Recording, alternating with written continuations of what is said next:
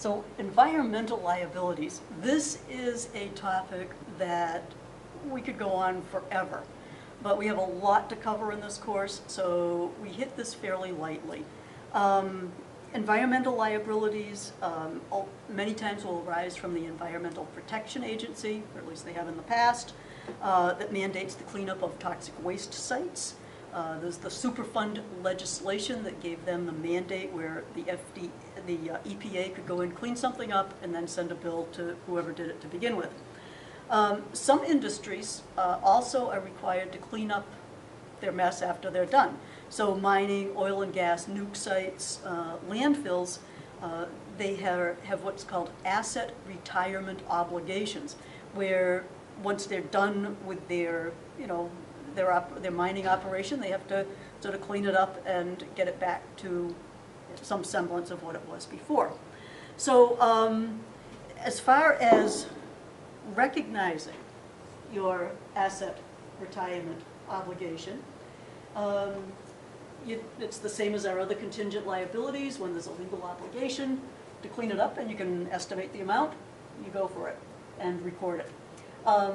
Obligating events, okay, so decommissioning a nuclear plant, dismantling the gas and oil areas, reclamation of mining operations, and closing and reclamation of landfills.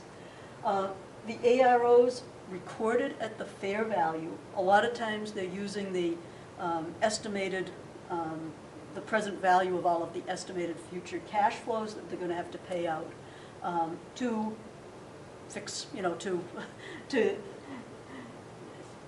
clean up the whole area. Okay. Now, the other thing we need to know about accounting for asset retirement obligations, they are not a separate item. They are added to the cost of the asset that they go with. So if you had landfill, the account landfill, the asset retirement obligation related to that landfill would simply be landfill. And they're not capitalized separately, since an obligation to clean something up is not an asset.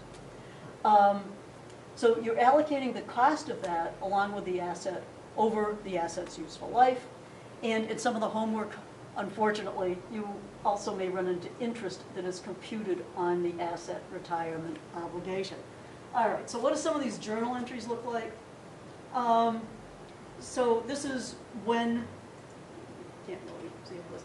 So when you actually have an asset retirement obligation, it would just come on the books as, landfill. It would be added to the cost of the landfill. You've already got, $1 million in landfill. Now you got 100,000 more. And here's your obligation. The depreciation expense would be on the total landfill account, which would include the asset retirement obligation. You also might have interest expense on that asset retirement obligation, and that would simply add to it, okay? If you had the happy situation where when you came down to, you did the actual cleanup and it cost a little less, say it only cost $95,000, you might have a gain on the settlement of the asset retirement obligation. Okay, now disclosure. This is where the SEC recommends disclosing the asset retirement obligations even if they're not sure of the amount. And this one's the killer. If there is a range of estimates and no best estimate, according to FASB, you recognize the minimum amount.